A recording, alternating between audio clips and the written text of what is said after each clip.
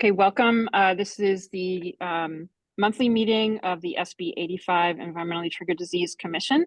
And just to get started on some housekeeping, next meeting is in July, on July 21st at 3:15. I'll send out the Zoom to the commission members, and it's already been put in the calendar, or at least we asked to have it put in the calendar. So Friday, July 21st, at the request of several members who wanted to have a legislative working session. So that's going to be focused on legislation. We have a bunch of guests here today, which I'm really excited about, very timely discussion on air issues in New Hampshire. And after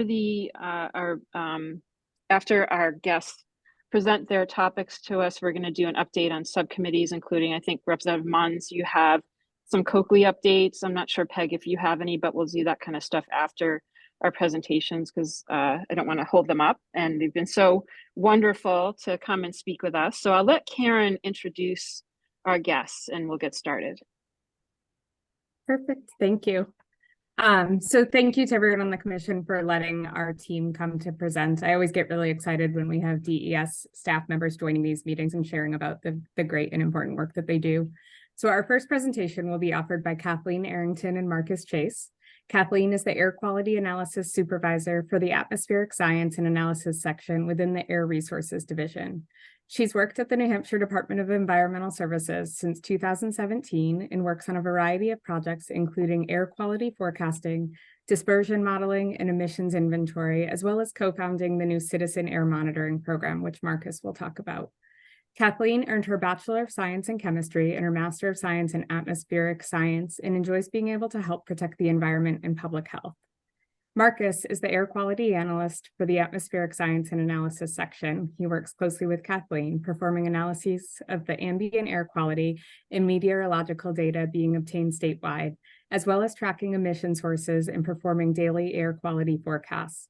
He was part of the team to help establish the New Hampshire DES Citizen Air Monitoring Program, commonly referred to as CAMP, and now handles data collection, quality assurance, and management of air quality sensors registered in the program. So the two of them will present first, and they will take questions from commission members following their presentation. So if you don't mind holding your questions until they're done presenting, that will be great. And then I'll go ahead and introduce our third presenter now so that they can pass it right over to him after question and answers, and we can start with Todd's presentation. So following their presentation, Todd Moore will be talking about air permitting.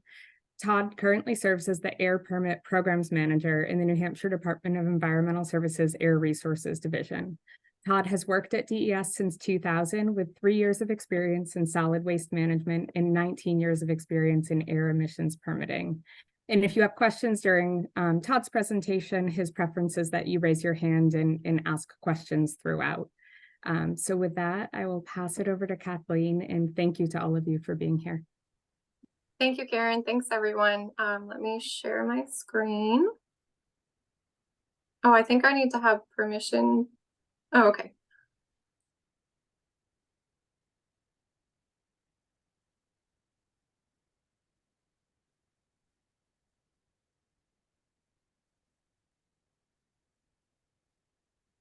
Okay.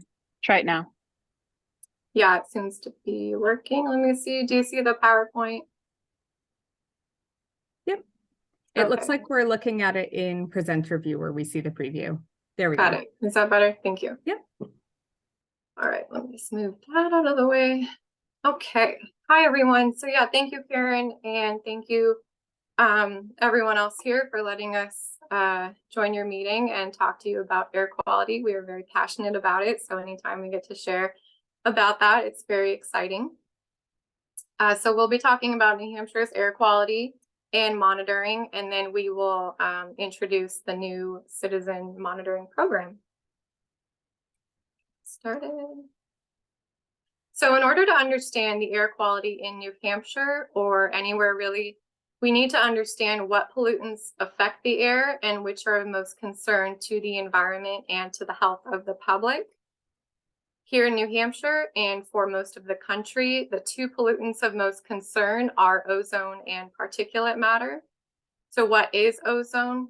It is a molecule that consists of 3 oxygen atoms and it is not directly emitted like some other pollutants, but rather it is chemically formed in the atmosphere in the presence of sunlight and heat, which makes this mostly an issue during the summer. The first ingredient needed to form ozone is volatile organic compounds, or VOCs, which are emitted anthropogenically from personal care products, paint and cleaning supplies, as well as biogenically emitted from vegetation. The second ingredient needed are nitrogen oxides, which are emitted from both gasoline and diesel vehicles, industrial sources, and electric utilities.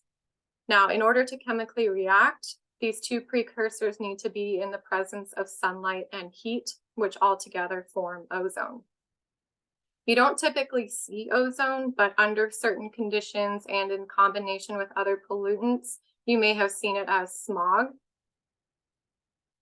Ozone is not as water soluble as other pollutants and can therefore travel deeper into the lower respiratory tract. Once there, it is highly reactive and can kick off a series of events that lead to lung inflammation. So for the general population, health effects that can be experienced include coughing, throat irritation, reduced lung function, chest tightness, and shortness of breath. The second pollutant, particulate matter, can be both directly emitted and formed through complex chemical reactions. It is a mixture of both solid particles and liquid droplets. Now, some particulate matter is large enough that it can be seen, but others are so small that they cannot, and these can be inhaled, contributing to several health effects.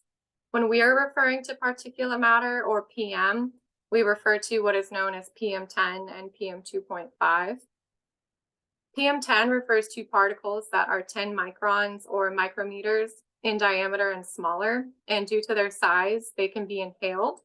Examples of PM10 would be dust, pollen, and mold particles. PM2.5 refers to particles with a diameter of 2.5 microns or smaller, and these can be inhaled as well, but can travel even further into the respiratory tract, depositing onto surfaces in the deeper part of the lungs, causing even more extensive health effects. So due to this reason, PM2.5 is the particle pollutant that we are most concerned about, and sources of PM2.5 can include particles from combustion processes, organic compounds, metals, and much more. Here in New Hampshire, since wood combustion is a major source of residential heating, PM2.5 is mostly an issue during the winter. However, wildfires can produce enough smoke to impact locations across the country, as we have seen very recently, and therefore we can experience higher levels of PM during other times of the year. As mentioned, PM2.5 is incredibly small and can be inhaled deep into the respiratory tract, leading to numerous health effects, including getting into our bloodstream, decreasing lung function, leading to non-fatal heart attacks, and it can even aggravate asthma. So now that we've discussed the health effects caused by ozone and PM2.5 for the general population, there are additional health effects experienced by those in what are considered sensitive groups. Now, this would include people with lung and heart diseases, children, and older adults. For individuals in those sensitive groups, negative impacts can be much greater, including a narrowing of the airways, decreased airflow, excessive mucus production, and these all lead to an increase in medication usage, an increase in asthma attacks, and an increase in hospitalizations and ER visits. So this is why it's really important for the general public, but more importantly for those who are in those sensitive groups, to pay attention to what the air quality is on any given day and take certain measures to ensure that they are best protecting themselves. Now, with a better understanding of what pollutants are out there, how they are emitted to or formed in our ambient air, how do we know what the levels are of ozone and PM2.5, and at what point should we have concern for our health, especially those who are more susceptible to effects from air pollution, such as children and asthmatics?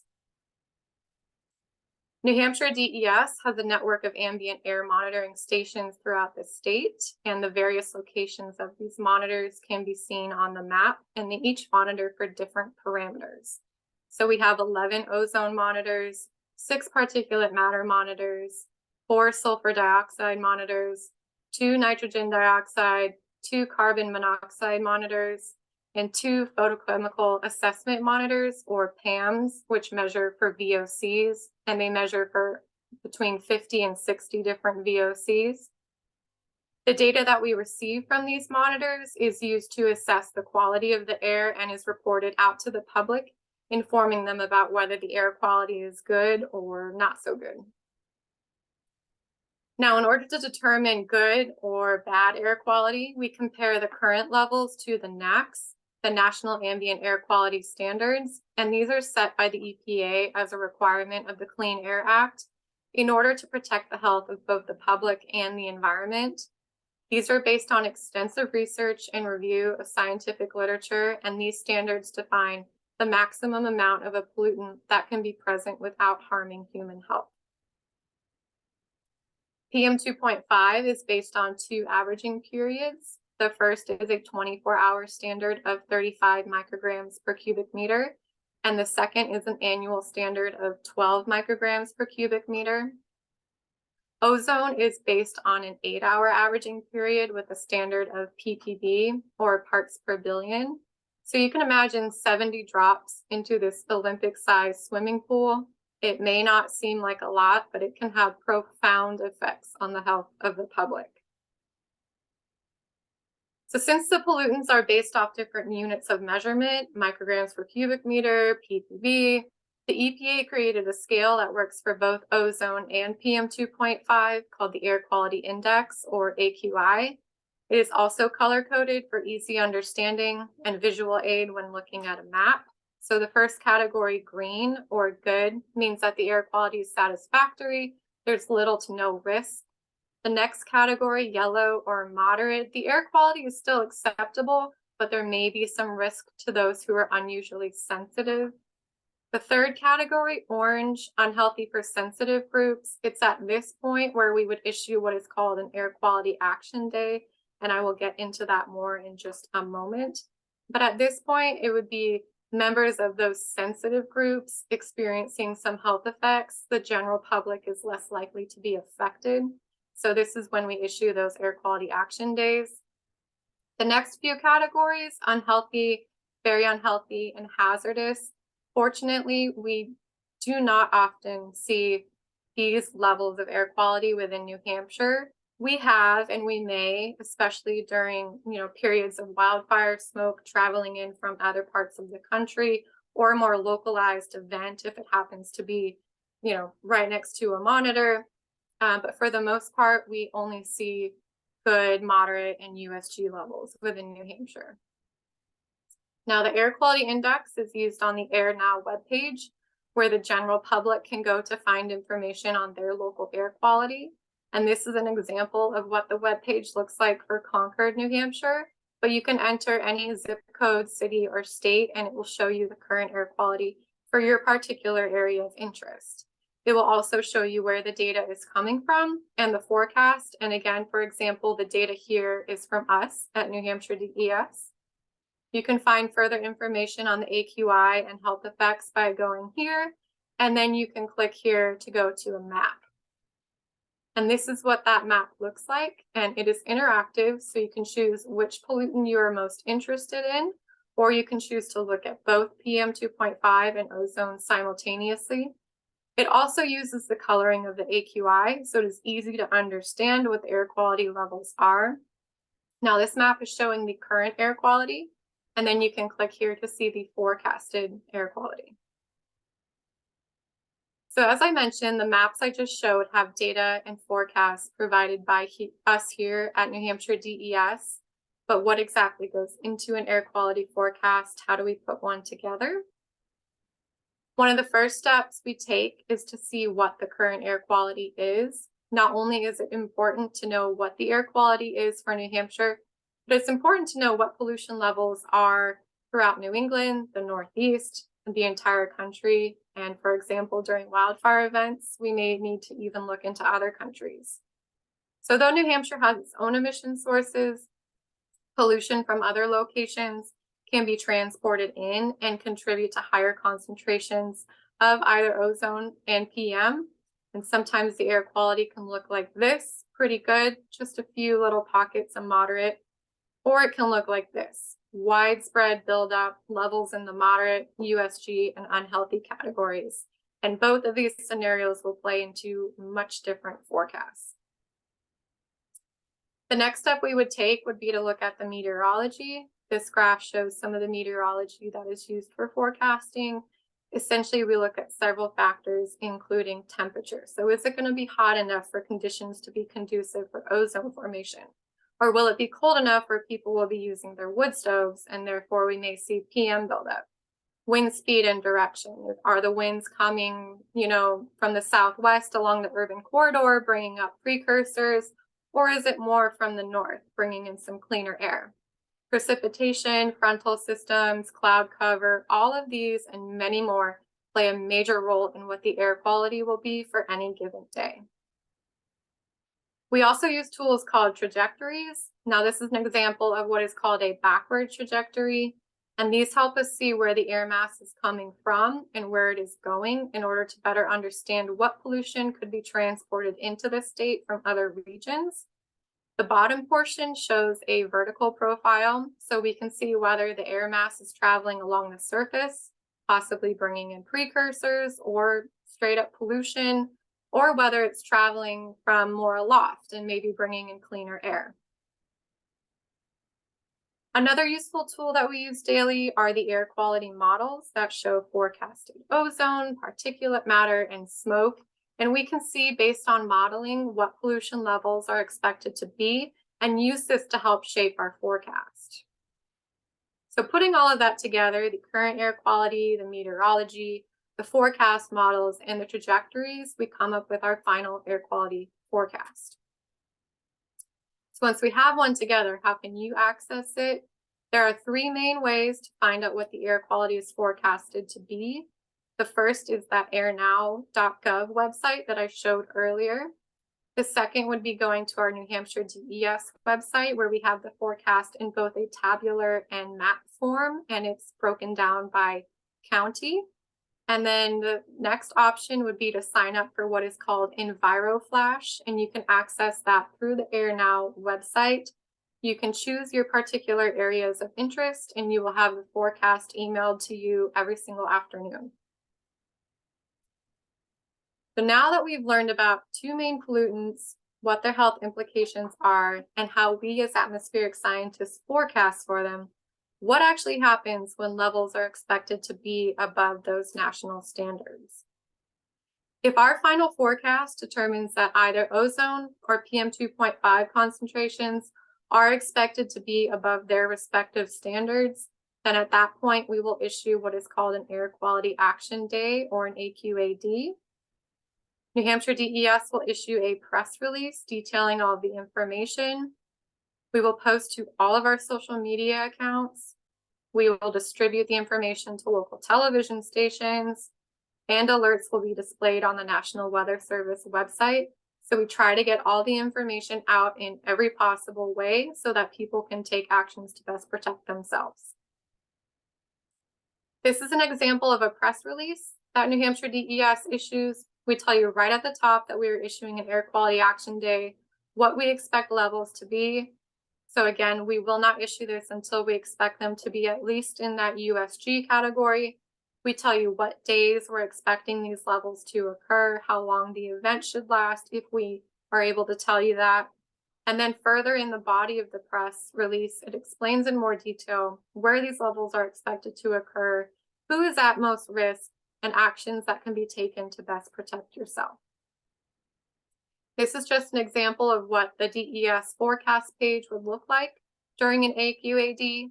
In the table, you will see the orange coloring and the labels of unhealthy for sensitive people. And we have it again broken down by county. And then you can also view it on a map. So we do experience days where air pollution levels are above the standard. and we declare AQADs. How many of them do we actually experience here in New Hampshire, and how have conditions changed over the years? Taking a look at data from the past 3 years, 2020 to 2022, this chart shows the percentage of days that New Hampshire experienced varying levels of air quality. New Hampshire saw over 93% of good air quality days, 6% of moderate days, and just 0.2% of days with levels in that USG or unhealthy for sensitive groups category, which would equate to only about 2 to 3 days. This is the same type of chart, but focusing on just the summer months. So the time of year when we would expect to see higher levels of ozone. New Hampshire saw slightly less good air quality days, but still over 88%. Moderate days jumped up to 10.6%, and USG days did bump up a little bit at 0.7%. So even though we focus on just the months where we would see ozone production, we still see less than 1% of USG days. Shifting to look at just the winter months, so when we would expect to see higher levels of particulate matter from wood smoke, our percentage of good days is still above 93%, and moderate days are at 6.1, but you can see that we have 0 USG days. So overall, New Hampshire air quality has been and is very good. Now, this chart shows the number of exceedance days that New Hampshire experienced during each year from 1978 through 2022, meaning a day where at least one site experienced a maximum 8-hour average above the standard. And you can see that New Hampshire used to experience many days with higher concentrations of ozone, sometimes half of the entire summer season. But that has dramatically declined over the years, and currently New Hampshire sees only a handful of exceedance days each year. Looking at the same type of chart, but for PM 2.5, we see how many exceedance days New Hampshire has experienced each year from 2000 up through 2022. Similarly, the number of exceedance days have dropped significantly over the years, but it is important to note that the 2 days seen in 2021 were from Western wildfires and can be considered an exceptional event, not very representative of New Hampshire's typical air quality. And in addition to the number of exceedances, design values. These are another air quality statistic that describe how the air quality is in relation to the national standards. These values are what are used to determine whether areas within a state are in attainment or not in attainment. Areas that are in attainment mean that the air quality in an area meets or is cleaner than the national standard. An area of non-attainment means that the air quality in an area does not meet the national standard, and therefore steps need to be taken to bring that area into attainment for that particular pollutant. It is important to note that when we experience exceedances, we are not in violation of the standard. It is only when an area's calculated design value is above the standard that we are then in violation. Design values are typically averaged over multiple years, so that you don't have one outlier representing all of certain areas' air quality. So looking further at those design values, this chart displays the maximum 8-hour ozone design values for New Hampshire from 1981 to 2022. The blue line shows the design values, while the red dashed line shows the NAAQS and how it has changed over the years. So prior to 1997, there was not an 8-hour standard. There was only a 1-hour standard. So that is why the red line doesn't start until 1997. And design values were much, much higher. But with the start of the new 8-hour standard, actions needed to be taken to control levels of ozone. And you can see that the design values dropped and have continued to do so even as the standard became more stringent. Same design value chart, but looking at 24-hour PM 2.5 since 2003. The standard used to be 65 micrograms per cubic meter, and our values were well below that. In 2006, when the standard was lowered by almost half to 35 micrograms per cubic meter. We continued to meet the stricter standard and have trended downward since, until more recently when levels have started to plateau. So even though we are well below the national standards, we always strive to learn more and improve as much as we can. And one of the ways we can do that is through citizen science. So this is where I will pass it off to Marcus, and he will talk more on that. So let me pass it on over.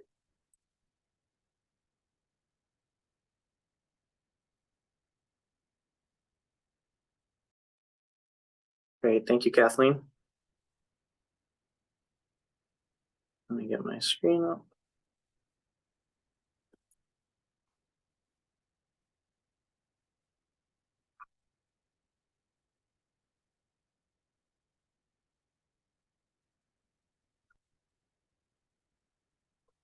Yeah, okay. Again, thank you, Kathleen. Thank you, Karen, and thank you, everybody from the Legislative Commission for allowing us to talk to you today about air quality in New Hampshire and our air monitoring efforts. Again, my name is Marcus Chase. I'm an air quality analyst for the New Hampshire Department of Environmental Services. I get to work alongside Kathleen doing air quality forecasting, air quality analytics, as well as meteorology analytics. We also do emissions inventories, and it's been a busy few weeks for sure dealing with the wildfires up in Quebec. Prior to this position, I was a field tech for the air monitoring program, so I dealt with a lot more hands-on of their air monitoring equipment out in the fields at our air monitoring stations. So it's great to be able to kind of come into this role with a little bit of a background about how some of these pollutants are being measured. So it was good to have that coming in. Before I get into talking about the citizen science project that we just started, I just kind of wanted to briefly talk about some of our air monitoring stations that we have across the state. As Kathleen mentioned, we are required by the Clean Air Act, just like all the other states in the country, to operate a network of air quality monitoring stations. This is to ensure, that we meet the federal NAAQS compliance, the National Ambient Air Quality Standards. In New Hampshire, the 12 air monitoring stations that we do have, these were all very carefully configured and located based on air pollution emission patterns to provide air quality data across the state. And more specifically, these are located in areas which are potentially at risk for poor air quality. So most populated areas in New Hampshire are represented by an air monitoring station unless previous monitoring has been done that demonstrates, that either the community is not considered to be at risk or that the community can adequately be represented by another nearby monitor. And further, in determining location, DES also considers, things like topography and geographic coverage and air pollution monitoring in the current network design. So all of these locations, they're very carefully chosen to make sure that, that the air that we're breathing is good. And if not, we're able to alert people of that. And, this is all done done in conjunction with air quality scientists, both at DES and with oversight from the federal EPA. Further, the network that we do have in place is reviewed every year. We do an annual network review and plan. This plan is made available to the public and is on our website. Right now, our current plan for the 2023-2024 season is up right now for public comment, actually until the end of the month. So it's kind of good timing in that regard as well. Again, this is on our website. You can go on and read it if you want to learn more information. And every 5 years, we do an even further detailed analysis just to determine in our air monitoring network if there's any overlap or redundancies in our monitoring. And more importantly, that we don't have any breaks in coverage in our monitoring efforts. So again, this is all just to ensure that we're providing comprehensive monitoring to determine if we are in NAAQS compliance, and obviously to ensure that the air that the people of New Hampshire is breathing is in good quality. So focusing a little bit more on PM 2.5, as Kathleen mentioned, this is one of the pollutants that's most likely to affect a person's health in New Hampshire today, and is the pollutant that our new citizen air monitoring program revolves around. So I'm just going to go into a little bit more detail on that. 6 of our air monitoring stations, marked by the red stars on the map there, measure for PM 2.5 on a year-round basis. And as I just mentioned, these stations are strategically located for measuring ambient statewide background conditions to ensure that we stay within the NACs and to collect, 24/7 data so that if we see pollution entering the state, we're able to alert the residents of that so that they can take proper precautions. All right, so diving into our new citizen scientist PM 2.5 monitoring efforts. This is one way that we can kind of go well and be above and beyond our comprehensive monitoring efforts that we're already doing here at the state. So this is done through community monitoring, otherwise known as citizen science monitoring. So I'm excited to talk about this new program that we just started up. It'll help us kind of understand hyperlocal PM 2.5 emissions so that we can help improve local air quality and public health. So at the end of the day, that's really why we're here. So you might be asking, okay, if we really wanted to go above and beyond, why not just install thousands more of our air monitoring stations across the state, right? It seemed like the obvious answer, and there's several reasons why. It's just not feasible. First and foremost, the amount of human hands that it takes to run an air monitoring station, it's quite extensive. We have quite a large staff here for running these stations. All the equipment, undergoes scrutinous testing and siting criteria. It's all very expensive EPA compliant devices. And at the end of the day, as mentioned, these stations are strategically located to cover particular regions of New Hampshire. So it's not really needed to have these high tech stations spread out even more across the state. But one way that we can kind of do this monitoring with, more of a, so what I'm looking for, more of a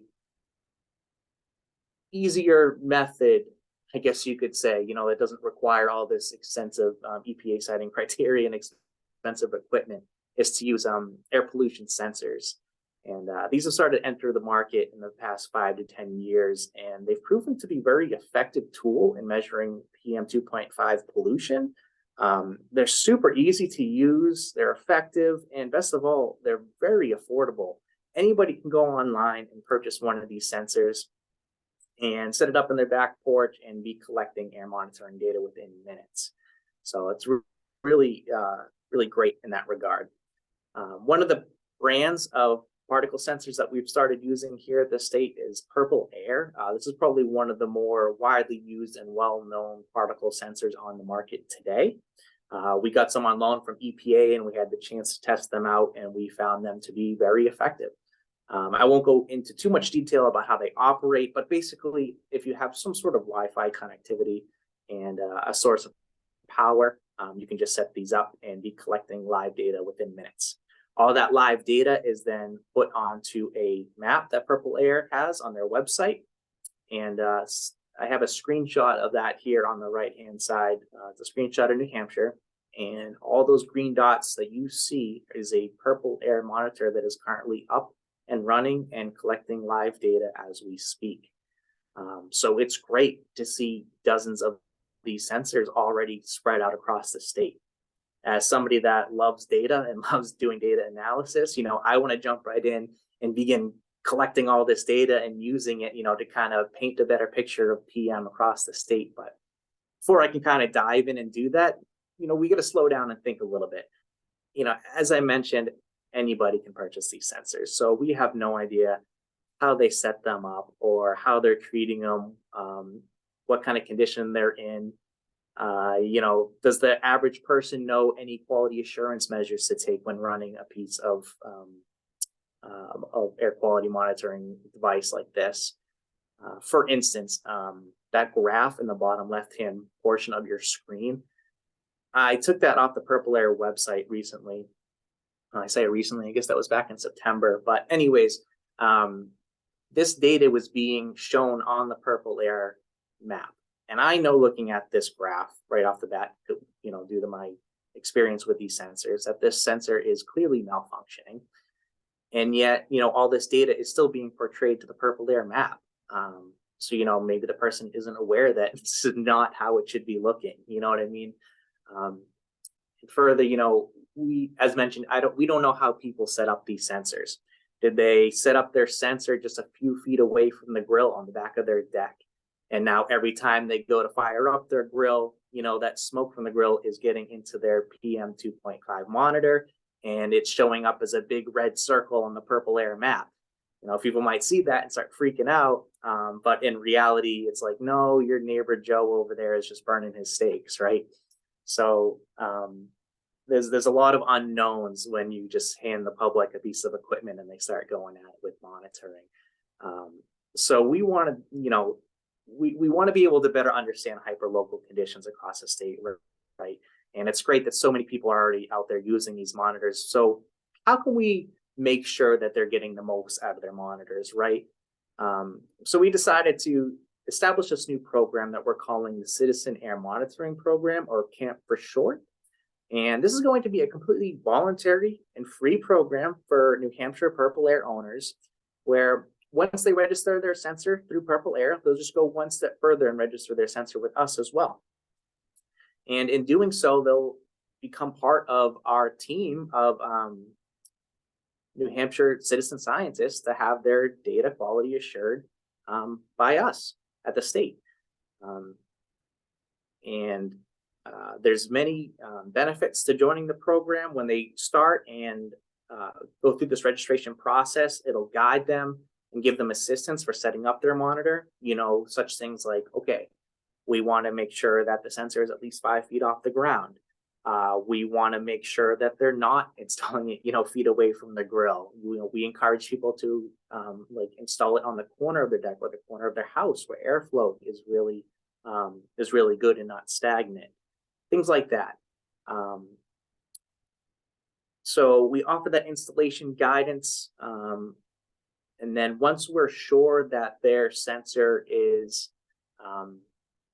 in a good spot and we believe that it's collecting good data, we can then begin importing that data here at the state, and we apply extra quality assurance measures well above and beyond what Purple Air is doing. After that, we apply a data correction formula to the data. As I mentioned, these sensors are great, but they don't have the accuracy to be used for NAAQS compliance. They can't be used as a federal device. So a way of kind of, I guess you could say, calibrating these devices is by providing the data correction formula. We want them to be as representative as if, we had one of our EPA monitors there instead of the sensor. So once that is all done, all that data is then produced onto our NHDES live map. There's a screenshot of it there. And you'll know when looking at this map that these are all members that are part of the CAMP program. And you can have basically extra assurance that all the data you're seeing on this map is going to be of good quality. If at any point, people want access to their archive data, we're happy to provide that. And we're also happy to provide troubleshooting assistance if needed. We're always just a phone call away. And I'm more than happy to provide that to people because, at the end of the day, we thrive off of data. So if we can keep that data train rolling, that's what we want to see. So at the end of the day, we see this as a total win-win. We help the user make sure the data that they're collecting is done so properly. And in return, we provide quality assured, as accurate as possible data. We want to make sure they're getting the most out of their sensor because obviously they're concerned about, their air quality. Otherwise, they wouldn't have the sensor.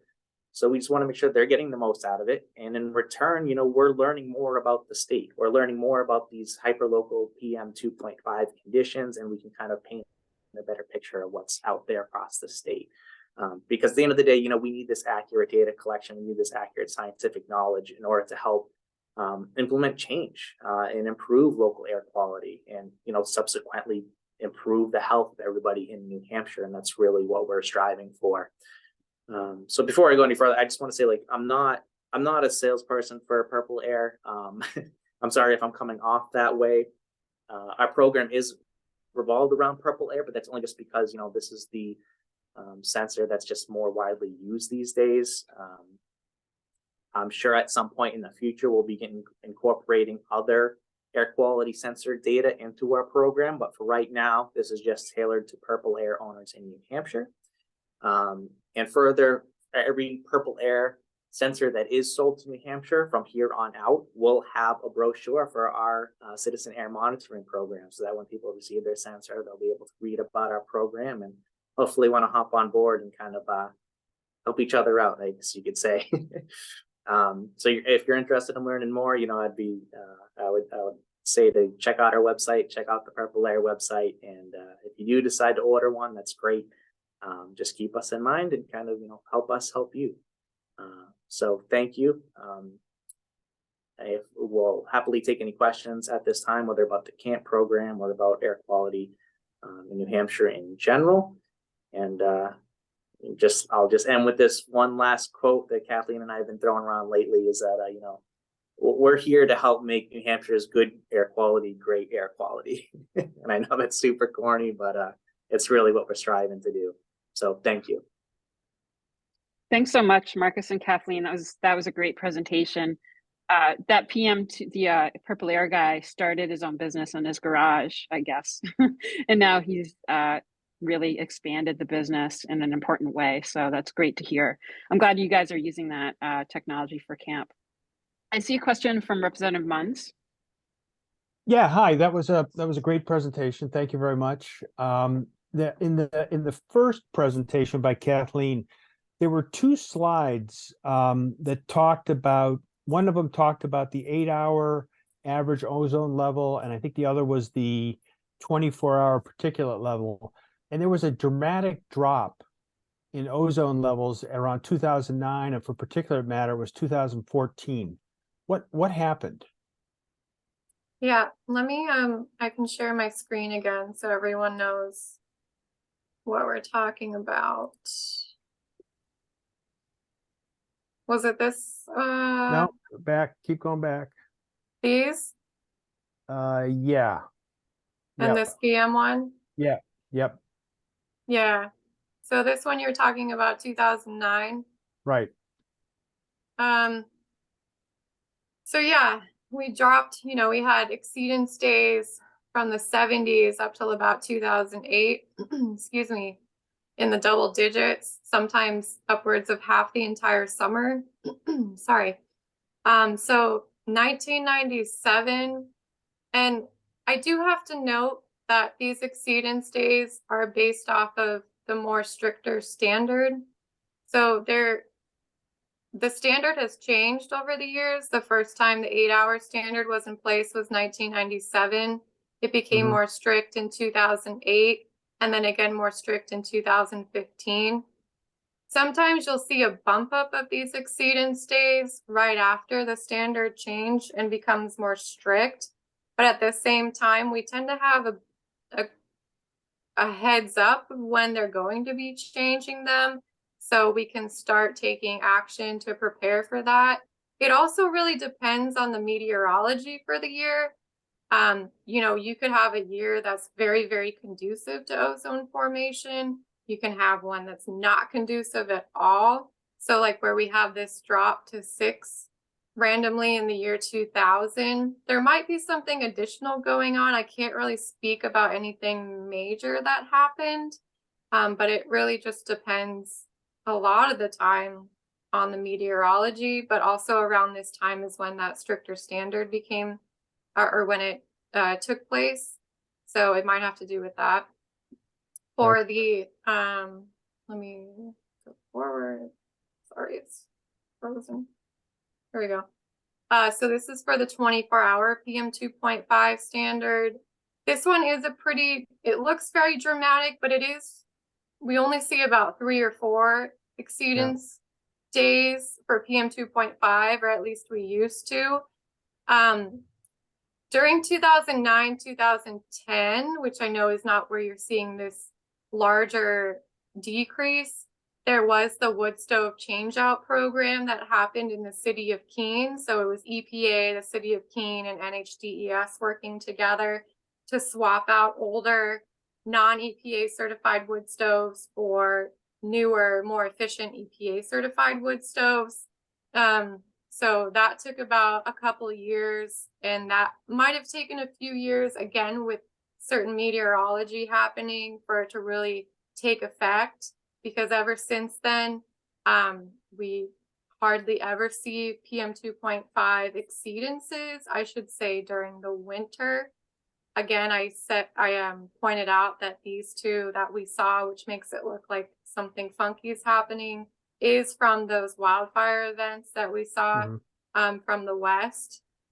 So I hope that answers your question a bit. Well, I guess one of the things that I was wondering about was, you know, was there a change in the sampling methodology that might have resulted in lower numbers in both Yeah, situations? I was going to ask that too, like the number of stations changed.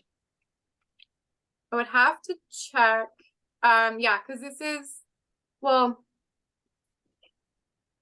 I'd have to check on that. So I can, Marcus, do you happen to know off the top of your head? I know methodology did not change. It's the same methodology that's been Okay. around for a couple of decades now, at least as far as ozone sampling goes. Particulate matter, I don't know how long we were doing the BAM sampling. I'd have to double check on the PM. I know for at least, I want to say about 15 years, we've been doing the same sampling as far as that goes. As far as the number of stations, if we had a station that was seeing exceedances, it would have stayed there. You know, we wouldn't have removed stations if they were seeing, you know, any sort of exceedances. So I don't think we would have saw a drop off by removing stations. I don't believe that would be an accurate statement, but Yeah. we could definitely look into the methodology a little bit more. Like I said, the ozone one, I know for a fact that it's been the same methodology for decades, and only just recently in the past year or two did we change the methodology for our PM sampling. Now we went from it, you know, measuring on a piece of moving tape to now it's light scattering. But obviously all these methodologies are heavily tested by EPA to ensure that, you know, when you switch from one methodology to the other, that they're both accurately measuring the same. So I guess I wasn't saying that you would take out one that was high. But what I was asking was, these two graphs are average over the entire network, or are they point source exceedances per site? And then if you had more, like I saw you had 6 PM 2.5s across the state and 12 ozones, has that always been a consistent number over time, or have additional sensors been brought in that maybe are in lesser impacted areas that average down to a lower number? I just was wondering about that. No, these aren't averages. These are a straight count of days where we saw exceedances. It's not saying how many monitors saw an exceedance. So, you know, for example, the 2021 2 exceedance days, I know that we had statewide exceedances. So if we were counting monitors, there would be 6 there, but we had 2 days where we saw at least one monitor that was exceeding. So this is just a straight count of days for both these 2 charts.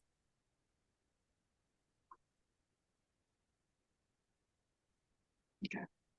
Any more questions, Representative Munn? Sorry, I didn't mean to interrupt your flow. No, I did have one other question, and it may not be the scope of this discussion today, but I'll throw it out there, and you can tell me if I'm on the wrong path or not. I mean, the data suggests that, you know, we've seen that there's been an improvement in air quality, which is great. I don't think anybody has a problem with that.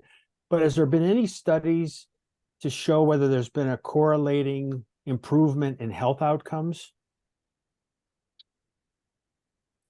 Yes, so there, I can't speak too much to it because I point out health effects from these two pollutants, but I am not a health medical expert.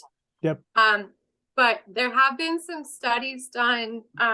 One's called bend mapping, or a tool called bend map. I don't know if that rings a bell for anybody, but I know there's a report that focuses just on what you were asking. So, improvements of air quality and implementing additional regulations and the stricter standards, like how many decreases in ER visits do we see, or diagnoses of asthma, all these chronic illnesses and hospitalization visits. And so I can find that and I can provide it to you.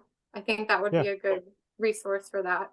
Yeah, I think that information would be very helpful because it's basically the benefit side of the cost benefit equation.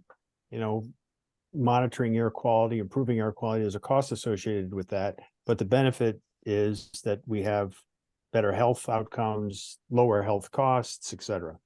Right, absolutely. That's a great point. Thank you. I see a hand raised by Representative Muse.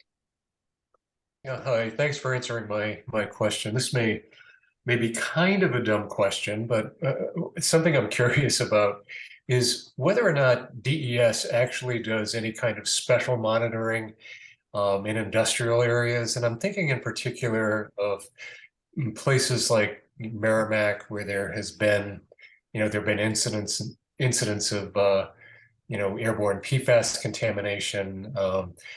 I'm just wondering I know we don't have a ton of heavy industry in the state, but I'm wondering, do we look for different things in those parts of the state? We can't really, for the air monitoring for PFAS specifically, I can't really speak to that as much, but in terms of looking at particle pollution, that's sort of what we're getting at with starting this camp program. And Marcus, if you want to talk about this, there is a new, this would be a good example, a new study that's going on in Manchester that's trying to see if there are potentially any discrepancies in air quality, even just, a street or two over. So I don't know if you want to maybe touch on that, Marcus. No, I think you covered that pretty well. I personally don't know of any specialized air monitoring efforts around Merrimack for PFAS in particular. I know obviously we do modeling efforts, to try to predict some of those concentrations. Do you know if the PAMS program has done any like SUMACAN testing or anything, Kathleen? I don't think so. No. Yeah, I'm not sure. Yeah, the PAMS. Oh, sorry. Go ahead. Oh no, that's what I was going to say. This almost seems like a crossover type question, and I just we do have a couple members from our permitting team here, including the administrator of permitting and environmental health, Gary Milbury, and then also Todd Moore, who's going to be presenting later. So they might be able to also help answer this question as well. In offhand, I will say I'm familiar with one specific study that we did out on the seacoast a number of years ago. There were a number of concerns that were communicated to DES Air Resources about potential impacts from sources along the Piscataqua River that we regulate and potential impact on the community of Elliott, Maine. And we worked with EPA on I believe it was a multi-year study on collecting PM. We set up a monitor over there. And as Marcus indicated, it was a pretty significant expense, but so we have on occasion done some specific studies on specific areas. When we permit a stationary source on the permitting side, like Marcus said, we generally do some air dispersion modeling on those proposed operations to just identify any maybe potential issues with complying with those national standards if the source is built as proposed. So we also use air quality modeling for stationary source permitting to also assist us in identifying whether a proposed source might contribute to a violation or exceedance of one of these standards. So But I do know there have been some specific areas of the state that have been identified before where we've undertaken some discrete studies to determine if there indeed was a problem. So Thank you. All right, unless there are any other hands raised or any other questions from the commission, I'd like to move on to the next speaker, and then we can handle some more questions at the end if we have time. Thanks so much, you guys, for that presentation. great job. Thank you, Yes, everyone. no, thank you. So Todd Moore is up. Yeah. All right, thank you. And I guess for my presentation, please feel comfortable stopping me at any time if you find that something's interesting or you have a question. I'm just going to go through and hit some high points on air permitting, if there is such a thing. And before I get to permitting, my first dozen slides are just about air pollution control requirements in general to give an overall view, and then I'll explain where permitting fits in that overall strategy. And I hope that provides some context on what an air permit is. And then when I describe the air permitting, I'll just, what is an air permit? What types of facilities or sources are required to obtain permits, how they apply for them, what we review and what goes into a permit, and then there's opportunities for the public to participate in that process as well. And you can try raising your hand, but if I don't notice, please unmute yourself and speak up and pause me, and we'll get to your question, or you can wait till the end, up to you. I really want to try to target it to the things that you're most interested in. So I will share my screen.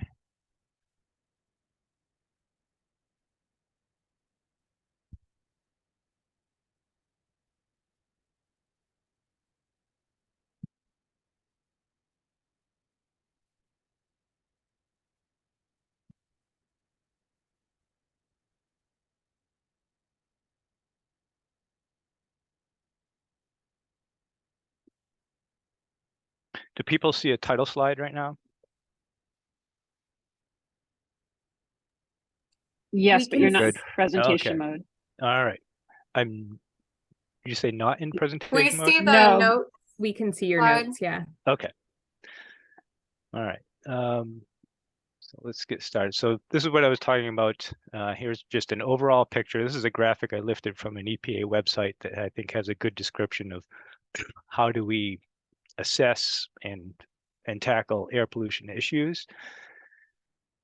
Look at establishing goals, like Kathleen was talking about. There are certain pollutants that we're concerned with, so you got to figure out what are the pollutants and what are their health impacts, and then determine, do we need to reduce emissions of those, and by how much, to either protect human health or the environment or natural resources, and then develop control strategies. So figure out where those pollutants are coming from, and then determine how much should be reduced and how you can reduce those. And once those requirements are established, then some of those requirements apply to stationary sources, which is the types of sources that I'm interested in the permitting program. There are many different types of sources that emit air pollutants. They could be mobile sources, things like cars, trucks, locomotives, that may be subject to some of those control strategies, but don't fall under my permitting program.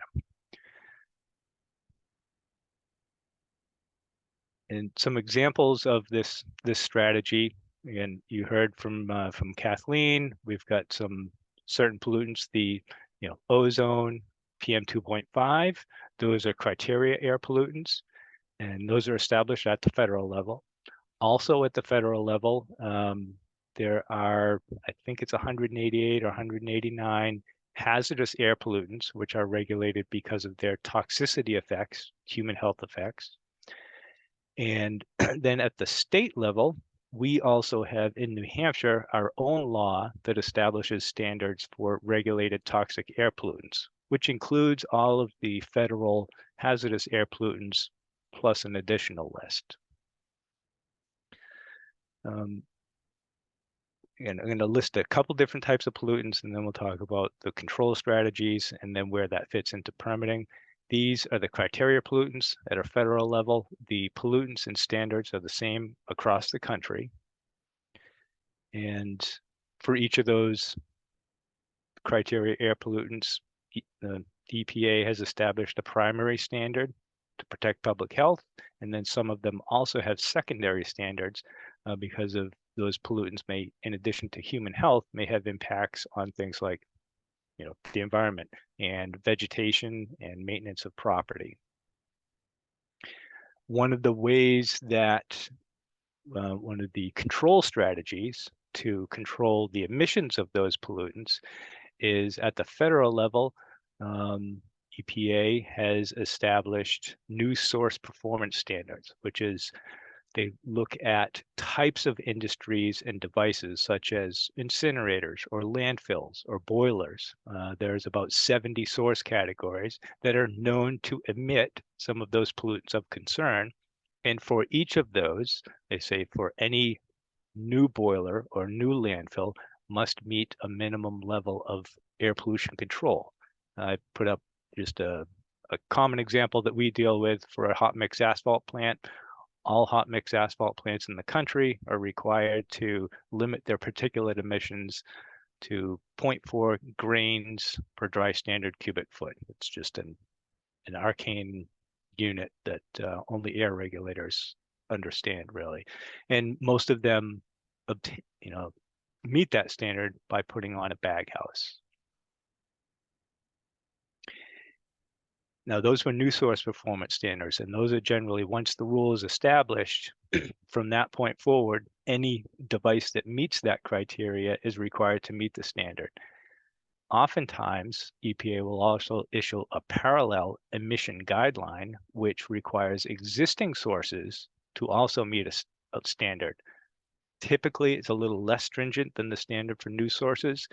And the way that that works is EPA issues the standards, and then states have to develop plans, submit them to EPA, and get them approved for how they will make the existing sources in their state come into compliance with those emission guidelines.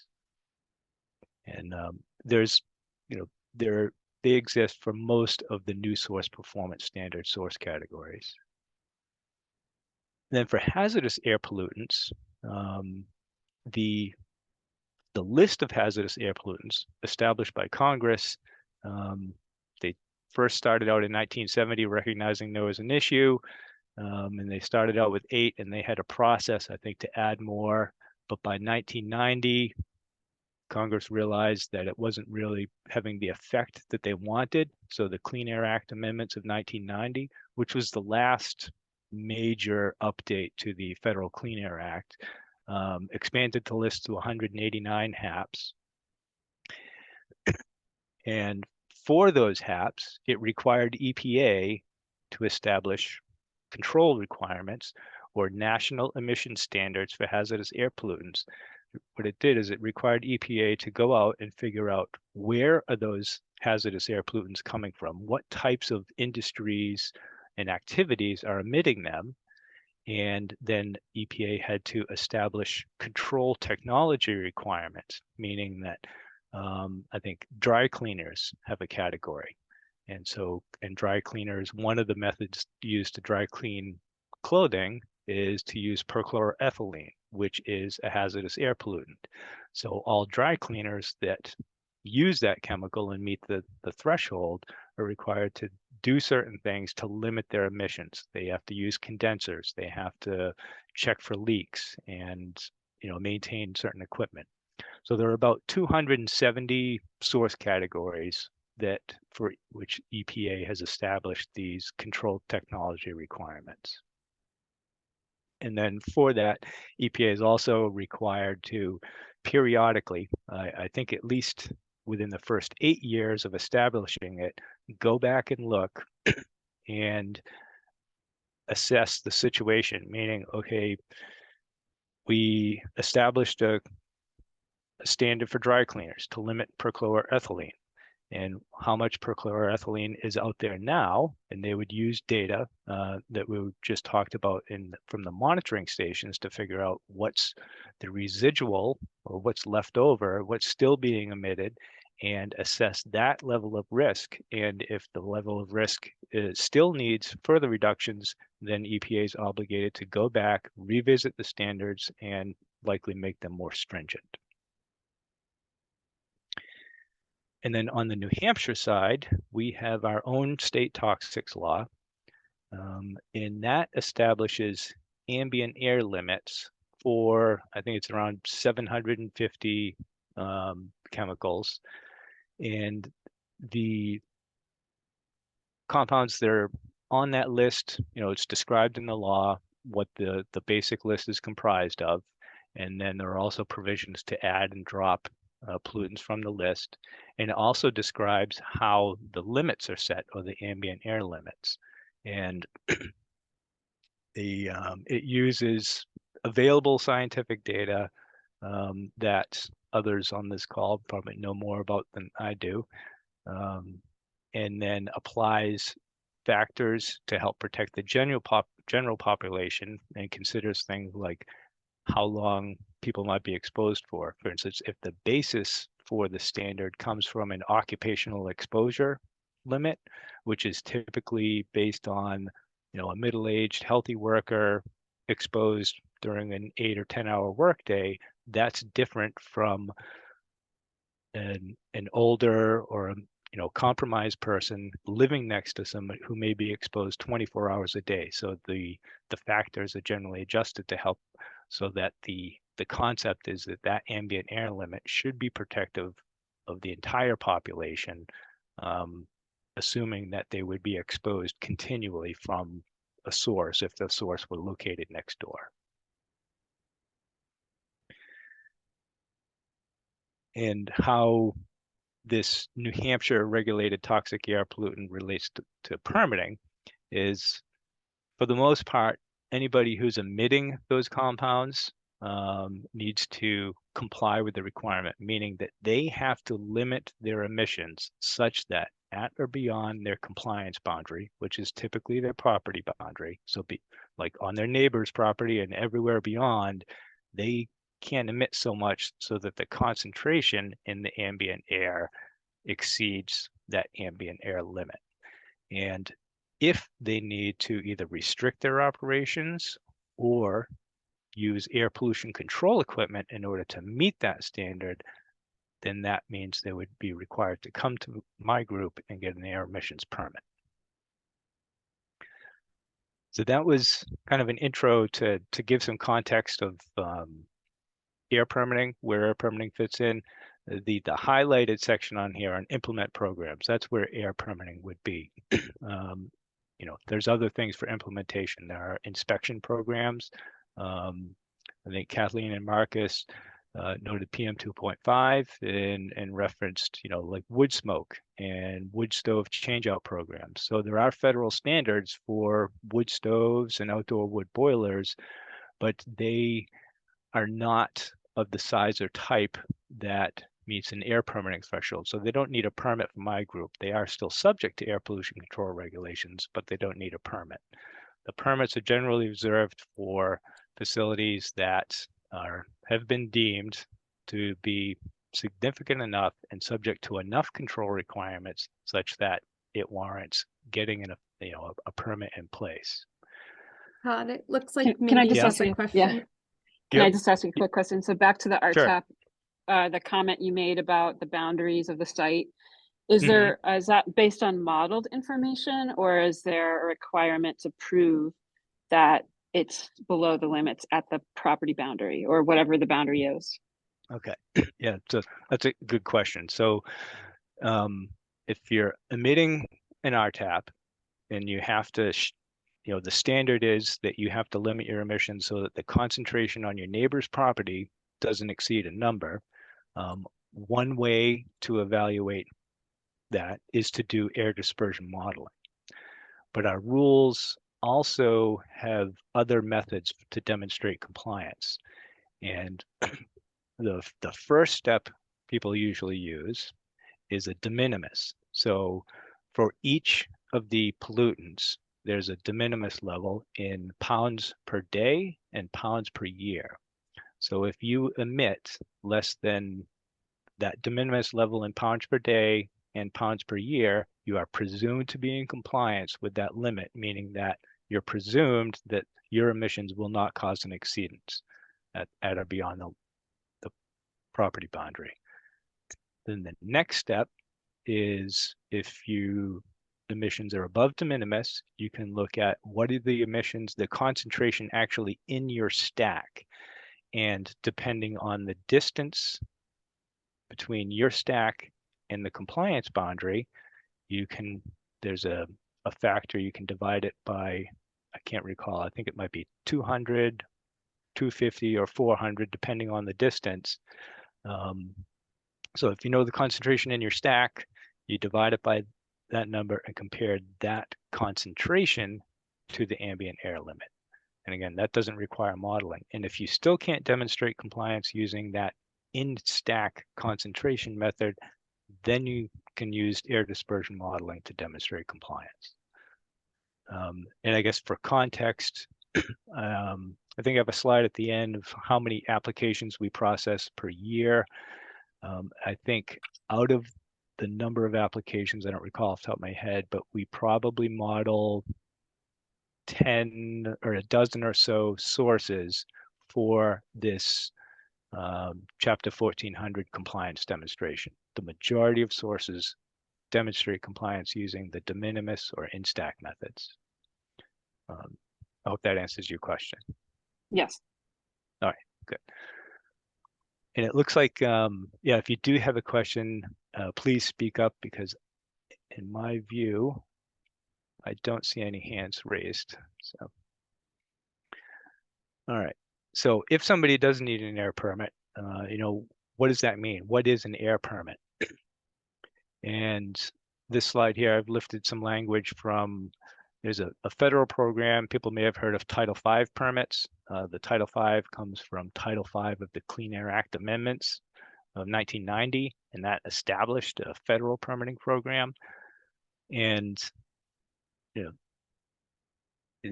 what it says in there and what a permit is the permit itself, the fact that you need a permit and the permit itself doesn't impose any requirements, or requirements aren't created, you know, during that permitting process. What it is that facility is already subject to some of those air pollution control requirements, such as new source performance standards or the national emission standards for hazardous air pollutants. What the permit does is looks at the facility, sorts through all those existing requirements, and pulls out the applicable requirements and puts them in one place. And the goal is that it should be clear to everybody, meaning the source, the regulators, and the public, what that source is subject to and what their obligations are for air pollution control requirements. So now we'll get into air emissions permitting, which is my program. Talk a little bit about thresholds, what types of sources need permits. We have multiple types of permits in New Hampshire, depending on the type of source, what it takes to apply for one, what we review when we're reviewing an application, the kind of an outline of what permit conditions include, and then some timelines. And actually, I didn't include the costs and fees. This presentation is also given to regulated sources. That's often a concern of theirs. I'm going to try and, I was trying to come up with a summary slide of who needs a permit. And instead of doing a summary slide, I sent a link to a fact sheet that I'm bringing up, and let me know if I need to share a different screen. Do you see a fact sheet? No, we can still see your presentation. Okay. With the link. Okay. Yeah. I will. You could also put the link in the chat if that works better too. Okay. I will try to quickly swap my screen.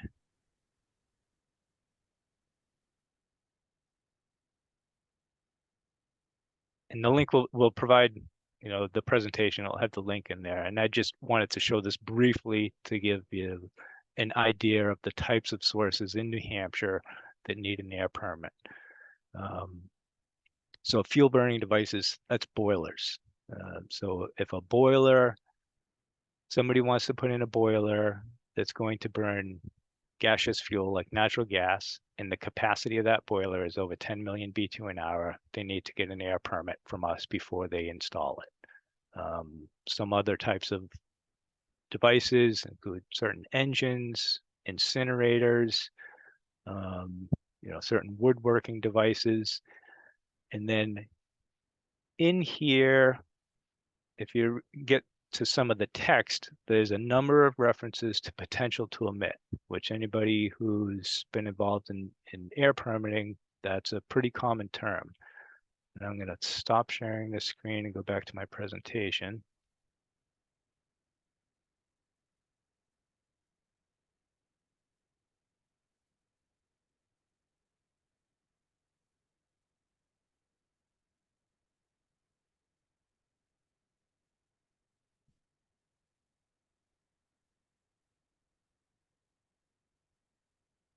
All right, so potential to emit is a kind of a core concept of air emissions permitting. And what it is when we look at a facility or a device, when I say facility, if they've got 7 or 8 devices, you're looking at the potential to emit of all those devices added together. And the first thing we look at is if they ran the operation, ran their boilers or their process making widgets at their maximum capacity, 24 hours a day, 365 days a year, what would the resultant emissions be? That would be their potential to emit without any restrictions. Now, for the vast majority of factories and boilers and things, people don't actually operate that way. And it shows some pretty extraordinarily high numbers. But in the air world, that's what we use to figure out what class of emission source you are. And since most sources don't actually operate that way, and generally the higher that your emissions are, you're going to be subject to more intense and more stringent permitting requirements, either control requirements or record keeping or reporting. Sources can take enforceable restrictions to limit their potential to emit. So they could put on air pollution control equipment, they could accept restrictions on their hours of operation or the amount of widgets they produce or fuel they combust, and that can limit their potential to emit, which will help them, fit into a different category with generally less intense control requirements. And the one caveat on that is any of those emissions limitations need to be federally enforceable. So at the end of the day, EPA could enforce it. For practical matters, the states do the enforcement, and we have agreements with EPA and permission from them to establish those limits. And the only way to establish those limits, or the primary way, is to get a permit from my group that has those limits clearly outlined, has the monitoring requirements, and has gone through a public process. And the potential to emit, like I was talking about classification of sources, it becomes important. Another thing that people will often hear about in air emissions permitting are major sources and minor sources. A major source is if your potential to emit is above a major source threshold. Now, there are thresholds for different types of programs. Like we were talking about, there are hazardous air pollutants. So any source that has the potential to emit 10 tons per year of any of those hazardous air pollutants is classified as a major source. And that directs them to a certain category of pollution control requirements. Or they could take a limitation. And I'm just going to put all these up there. Take a limitation and establish themselves as a minor source. So if their physical capacity is above a major source threshold, but they accept a limitation to keep their emissions below that threshold, then they're called a synthetic minor source, meaning that they, absent that restriction, they would be a major source. Those sources need permits. And then there are true minor sources, meaning even if they operated 24 hours a day, 365 days a year, they wouldn't emit pollutants above major source thresholds. We talked very quickly about types of devices that need permits. And then in New Hampshire, we have a number of different types of permits. Probably the first one, if somebody was starting out with building a brand new facility, we call it a temporary permit. Other states may call it a construction permit. What it is prior, if you need a permit for anything, you need to obtain that permit before you start construction. And one reason for doing that is it's not often obvious what all the air pollution control requirements are. That's one reason we have a permitting program to do that work and clearly outline it in one document. And it's a lot easier to figure out what pollution control equipment or what construction requirements are necessary to put on a source before you build it than to figure it out after and retrofit. So people, if they need a permit, got to get it before they start construction.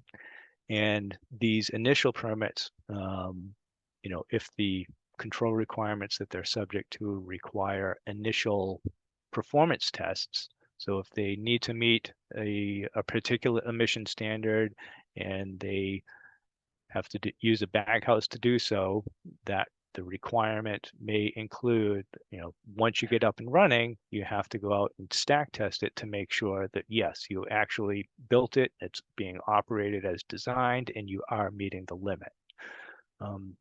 These initial permits are generally issued for a period of 18 months.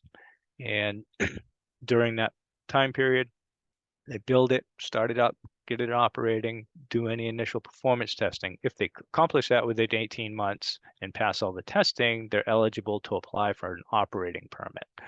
Or for larger projects, oftentimes it takes longer than 18 months to actually build, and do the shakeout and all the testing. They can have those permits, they can request to have those permits extended and there are certain criteria that they need to meet in order to do that.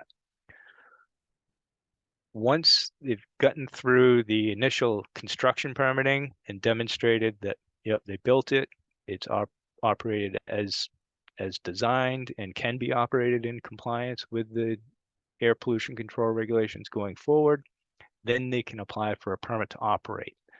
And there's two different types of operating permits, and this gets back to major and minor sources. If you're a major source under the Title V operating program, then your pathway would take you to a Title V operating permit.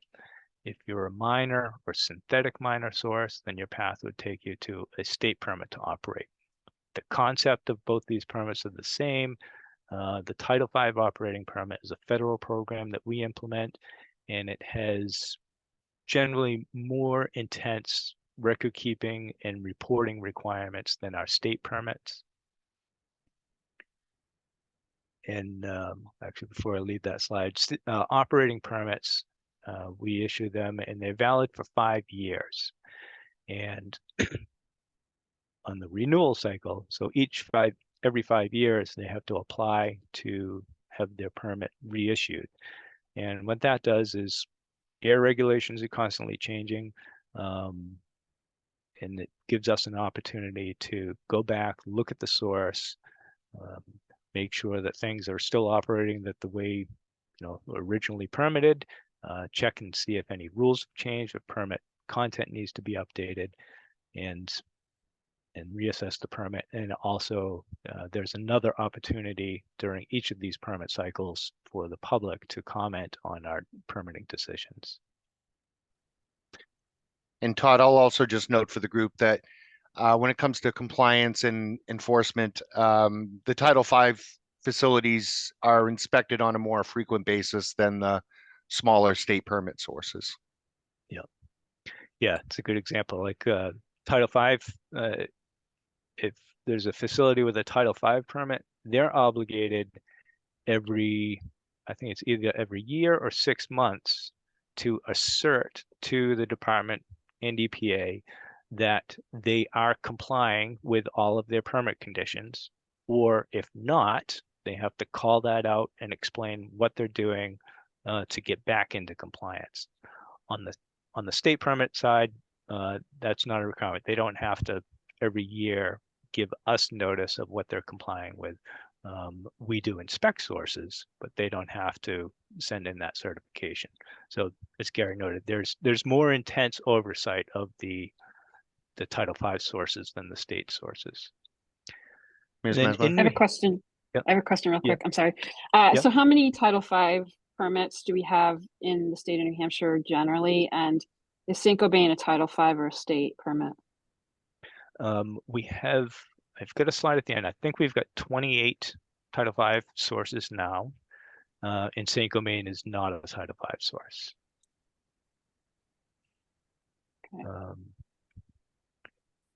And then we also have a couple of, we'll call them smaller types of permits, because, for instance, we have general state permits. So emergency generators, it's a very common device. Lots of buildings have them, just to keep the lights on if the power goes out. But they're usually powered by engines, which if you look at the air permitting thresholds that I showed you on that fact sheet, a lot of those engines meet the threshold for which an air permit is required. But the emergency generators, if they can accept some common restrictions, meaning they wouldn't operate more than 500 hours a year, and they only operate when the power goes out or for maintenance readiness testing, and certain other requirements, if they can accept those restrictions, then they can register under the general state permit. So it's a simpler process for simpler devices. Then we have a similar program set up for rock crushers. It's a permit by notification. We have a number of rock crushers around the state, and they actually move, which is awkward for our program because we're a stationary source permitting program, and all our permits are site specific. And if you take your permitted device and move it across town, you start from scratch. That's a whole new facility and permitting, and it didn't work well with these rock crushers that move around the state. They're still subject to control requirements, but we set up a system where they're subject to those requirements no matter where they move, and they have to notify us where they are and still comply with the requirements. So that's a special system set up for rock crushers.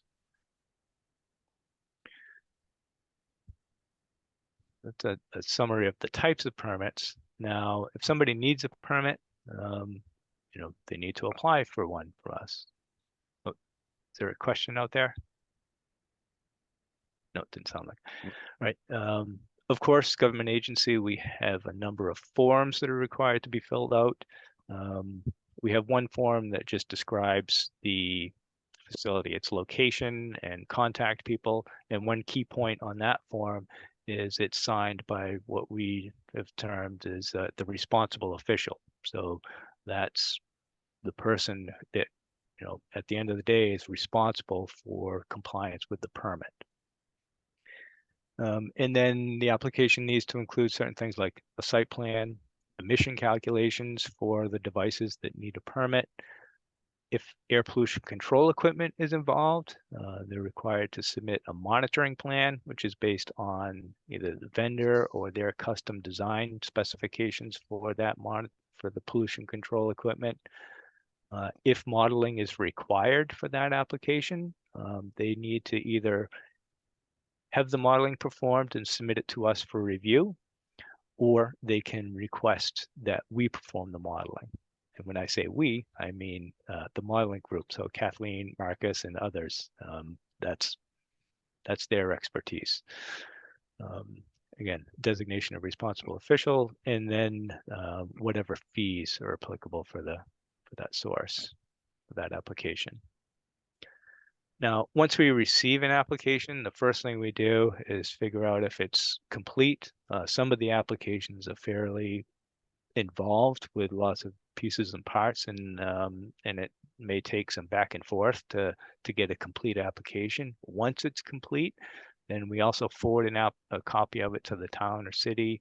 We happen to post it on our website because everything we do is essentially, in the public eye, and we try to, with the internet, it's a lot easier, or with the website than it used to be. We try to post information as close to real time as we can to get it available to people who might be interested in looking at it. And then once it's complete, then my group, the permit engineers, we do our technical review. So we'll review the calculations and the information that was submitted by the applicant. We'll check, if they used emission factors, whatever methods they use to calculate emissions, we'll check the source of that. And the core part of our review is sorting through all the air regulations that are out there and plucking out the ones that this particular facility that submitted the application, what would apply to them, and putting that into the permit. We will either perform or review the air dispersion modeling, and based on the results of all that, we'll determine which operating or emission limitations are required to maintain compliance with the requirements. And then for each operating or emission limitation, we will include monitoring requirements. So what the source would monitor at their facility so that they can demonstrate, to measure whether or not they're meeting those limitations, and what records they need to keep, and what they need to report to us and how often. And I think an inspector who's not here any longer, I think when he went to inspect a source, I think he had a good way of putting it, is there was an emission limitation. You would ask the source, he's like, well, you need to show me on any day in the past, were you complying? What have you monitored, and what records do you have, so that on, February 3rd, this past year, were you in compliance with that limitation? And so that's when we're writing a permit, we're writing it with that concept, is that there should be enough information available so that looking back, we can determine at any point in time if somebody was in or not in compliance. And I'm just going to message, we have a hard stop at 5 p.m. Lucky you, because I could do this all night long. So, and that, I guess it makes it even more important. If you have questions, again, I'm here for you. So if there's something that you're interested in, please speak up. Here are some examples of permit conditions. So if you need to limit the emission rate of a certain pollutant, depending on the standard you need to meet, that it may be an hourly limitation, daily, or an annual limitation. It could be a mass limitation, like you're only allowed to emit 1 pound per hour, or it could be a concentration. The concentration in your stack can't exceed a certain parts per million, or it could be kind of a performance standard where, like for boilers, the particulate emissions can't be higher than so many pounds of particulate per million BTU or amount of fuel that you're burning. If some of the limitations are hinged on modeling, there may be that, and that modeling would be based on the stack parameters, such as the height of the stack or the diameter of the exit of the stack. Those would be in the permit. If control devices are required, then it will say you must operate this control device, what you have to monitor on the control device to make sure it's working, and then also maintenance requirements for that control device. And again, the monitoring, the record keeping, and reporting, all created to ensure that there's enough monitoring, record keeping, and reporting so that we can go back and look and see, were you in compliance with all of those requirements on any particular date in the past. Now, for the kind of public facing part of the process, how the public can get involved, is when we do our review. Once it's complete, the application's out there, people can look at it, and we do our review. And when we reach a point where we're ready to issue a draft decision, meaning a draft permit, we issue a public notice saying that this draft is available. We send copies to the municipality in which the source is going to be located, and to EPA, publish news, public notice, and provide a 30-day comment period. And during that comment period, people can submit comments to us, which we will consider in making the final decision, or they can ask for a public hearing, where they could come ask us questions and also submit oral testimony. Once we've received comments and any testimony at a hearing, if one is held, we consider all those comments and issue a final decision. And once we issue a final decision, my group's role in that is finished, but there's still opportunity for more input in that process. People can appeal our decision, and if someone does so at this point in time, those appeals go to the Air Resources Council. Timelines, I'm not sure if this group is particularly interested in those. Yes, I have to interrupt you. We are Yeah. going to get kicked off right at Okay. 5, so I'm Yeah. sorry, but if So you want to just let's do like a summary wrap-up slide, or see if anybody has let's any final questions, that'd be great. go And we will to be sharing, Todd's going to provide these slides to me, so I'll be emailing them out. So anything we didn't get to, and you guys can always follow up with questions. all right. We're always happy to come back as well. Sorry about that. Oh, The no, public not at meeting, all. we have to Yeah. be in the public, and we have time limits. So, great. Any questions from commission members on any of that? I did have one question, Mindy. Go for it, Representative. I guess, at the very beginning, you talked about the different kind of, pollutant levels that, are being monitored, and where permits are required. And I guess the question I had was, do those pollutants, do they get reflected in the overall air quality measures that Kathleen was talking about in her presentation? I guess what I can say is, because I'm listening to what Kathleen was saying earlier, I was thinking a little bit about this, that, permit, changes in regulations, and then updated permits are some of the mechanisms or are part of the strategy to reduce emissions in the state, which in turn we would expect to see lowered values that we monitor out there. So we do maintain emission inventories. So we do know what's emitted by each source that we permit, so we can, know the statewide totals, and that way we can evaluate the effectiveness of certain reduction measures that we take by measure. For example, a few years ago, the Merrimack Station facility in Bow put on a scrubber to reduce SO2 emissions. Plus, they largely cut a lot of their operations, but SO2 emissions went from about 22,000 tons a year to under 2,000 tons a year. And I So- guess my specific question was let's use that as an example, those Sure. SO2 emissions. Does that get captured in the overall, I guess, measure of particulates in the air? Well, I mean, yes, I think that's what we're expecting to happen is Okay. after alright. these measures are put in place and are operating, say, a scrubber is put in place, we're continuing to monitor that ambient air quality. And we are expecting to see certain drops in those ambient concentrations.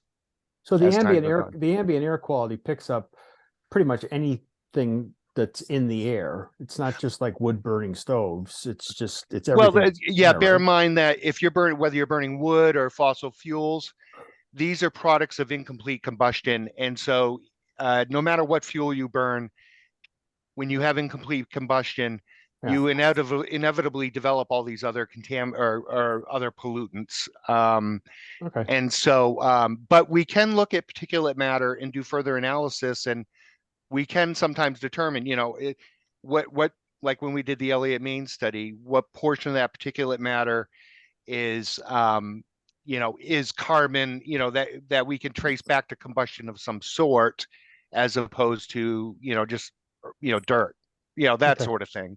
Yep. So we can make those determinations and distinctions. So hopefully that's helpful. All right, any other questions? We have like 2 more minutes. I can So speak- we will, Oh, okay, go ahead, whoever. no, that was. sorry, I could expand upon that a little bit to his question, if unless you had something else. No, go I ahead, was just gonna. go ahead. So, some of those thresholds that Todd was mentioning would trigger modeling. And so that means that a source could potentially emit, say, a higher amount of a certain pollutant. And when modeling is triggered, say if it's, he mentioned RTAP modeling for toxics, but we do criteria pollutant modeling. So that would be for carbon monoxide, NOx, SO2, particulate matter. And when we do modeling, we find potential maximum impacts. And then there's all these different layers that are triggered. So if the modeling shows that we're going to, if the facility could potentially emit a certain amount, then we would pull in nearby sources and do some interactive modeling and see if altogether these are going to have a significant impact. And then when we get our final result, again, depending on what we're doing and what we're modeling for, we would add that to what are called background concentrations. And these background concentrations are based off of those design values that I was explaining, which is what our current ambient air is. It's like an average of what pollutants are in the air. So we would take that maximum impact from the modeling and add it to the background concentration to see so it's not being picked up per se on our monitoring, because you would have to emit a significant amount, which is not happening due to the controls and the permits that are in place. But we can see very minor differences in that ambient air due to looking at the design values over time. So hopefully that helped Great. explain. Okay, thanks so much. We do have to take off. So we'll order the two updates from the subcommittees to the next meeting. I apologize for that. And keep in touch. I'll send out the slide decks from Karen when I get them. And any questions, since we kind of ran out of time, in the meantime, we'll bring to Karen. Karen, 1 second. Go ahead. Okay, I Literally was 1 just second. gonna say, I have several updates. Is it acceptable for me to just email those? I have them written. Yeah. Okay. I'm literally Perfect. getting kicked out of here right now. Okay. So thank you so much, everyone. Thank you. Bye. Thanks, Appreciate it. everyone. No, thank you.